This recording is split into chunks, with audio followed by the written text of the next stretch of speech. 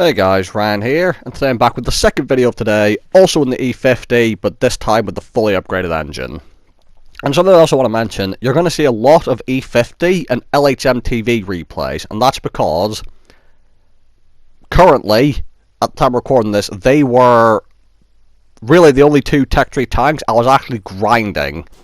So because I was grinding them, there's a lot of games, and I got a lot of pretty interesting and decent games in them, because I really like both tanks.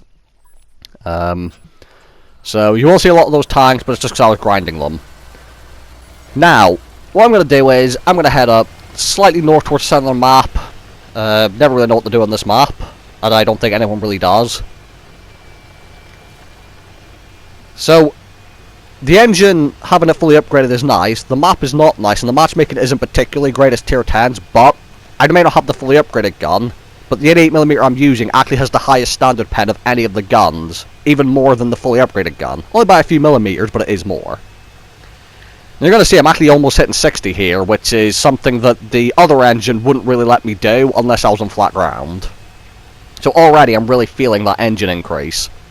And the thing about engine is, the more horsepower per ton ratio you have, like the power to weight ratio, the more effective your traverse speeds are, which means I'm not going to turn as slow as I did in this morning's video either. Because honestly, the E50 without the fully upgraded engine is painful to try and turn around. It also makes ramming harder, because like if someone tries to move out the way, it's easier to dodge an E50 if you don't have the fully upgraded engine. Now I'm waiting, because I'm on the kind of the front line here.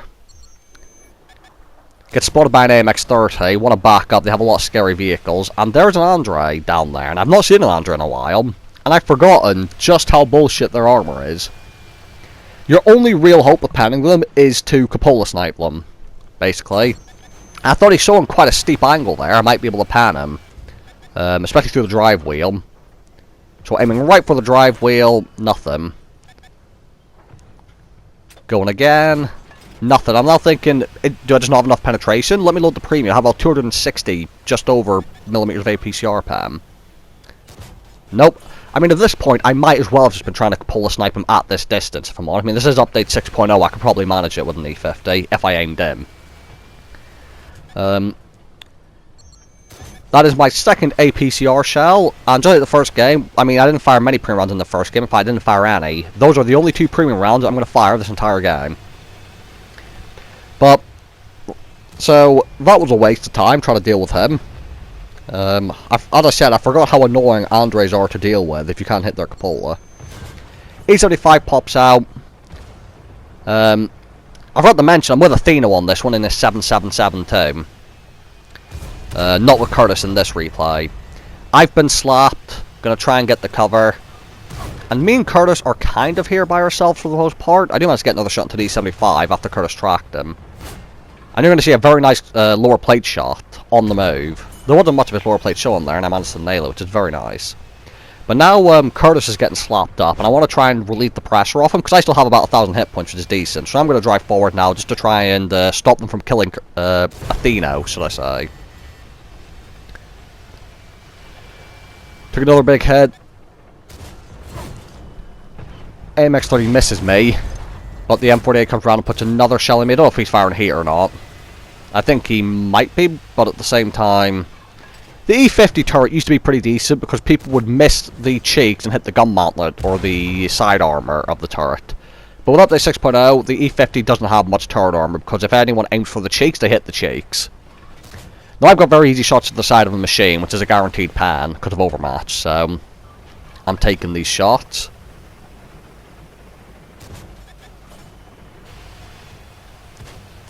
He's reversing the cover. Athena's finished off, I don't know who, because this was before the change, saying who killed who, or saying what killed what, just says who killed whom. No, I'm going to turn around and have a quick peek down here while Athena deals with that medium tank. And what I'm going to notice is if you keep an eye on the mini-map, I'm going to notice there's going to be a heavy tank that gets spotted in a moment, in about the middle of the map. I'm going to have a look at him, and it's the full health Andre. And I'm thinking he's coming to deal with Athena in the centre. So I've told Athena I think the Andre's coming up the centre. So we can try and deal with the Waffle, because he's spawned and our team's dealing with him. So we'll try and kill the Waffle before the Andre gets here. That's the plan anyway. And thankfully the waffle's just in the open in a waffle, so he's not going to be too hard to deal with. Very easy pan, very big tank. One shell in. Second shell at that, I'm going to get another shot in. And I don't, and Athena actually picks up the kill. And now, for the full health, Andre that's on the way over, which is not ideal. Now he has horrible DPM, so I've got that going for me at least, and there's me and Athena here. And I think a friendly T-54 perhaps. Now, I'm waiting to see if I could spot him, and Sixth Sense does go off, which tells me he is indeed coming up. Now, our medium tank just drives round, so he actually does get the actual spot on him. And I want you to notice something. I am a definite one-shot. By the way, at close range, I can actually polar snipe him quite reliably, and he's actually going to show me the flat side of his turret. He kills the friendly medium. I'm a one-shot, Athena isn't. So, I was thinking he's going to try and kill me first, because he can end me. But he's not, he's focusing Athena. Now this is I think when the 777 is still fairly new. There aren't too many of them on the battlefield. So I don't know if he just wants to kill a 777 or not. But here I am, just farming the back of him. And he's going to turn around, but it's too late. Even if I didn't set that fire, his rate of fire is so slow, I'd have killed him before he turned around. So, nice easy farm for me. I have no idea what that Andre was thinking. He should have killed me first, because Athena would have had a very hard time penning him if the Andre facehugged him. Now, only the STRV and the artillery left. Gotta come with these bushes, because I don't have very good cam on the STRV does, and I know he was spotted around here somewhere. And obviously, I'm a one-shot, so I don't want to be the one to find him. Right, teammates spot him. He's behind a rock. I'm gonna hope now that he's gonna be focusing on them. And the artillery's now been spotted as well. Not going to get the shot at the artillery, but I am going to get a very brief glimpse at the STRV from whatever position he's at. Get a very small gap here. I'm trying to wonder, am I looking at the front of him or the back of him? I can't quite tell. Then I realise it actually is the back of him. Fully aim the shot, and I can hit.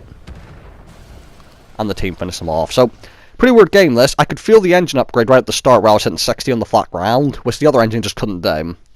But most of this game was a pretty easy farm on the Andre, and me and Athena working together, sharing our hit points to stop either of us dying early in that little brawl against all the mediums. 4,500 damage, 300 assistance, 2 kills, 75k profit, I fired 2 premium rounds, and this was actually my first ever ace tanker in the vehicle, I think. So, thank you guys for watching. Hope you guys enjoyed the video, and I'll see you all in the next one.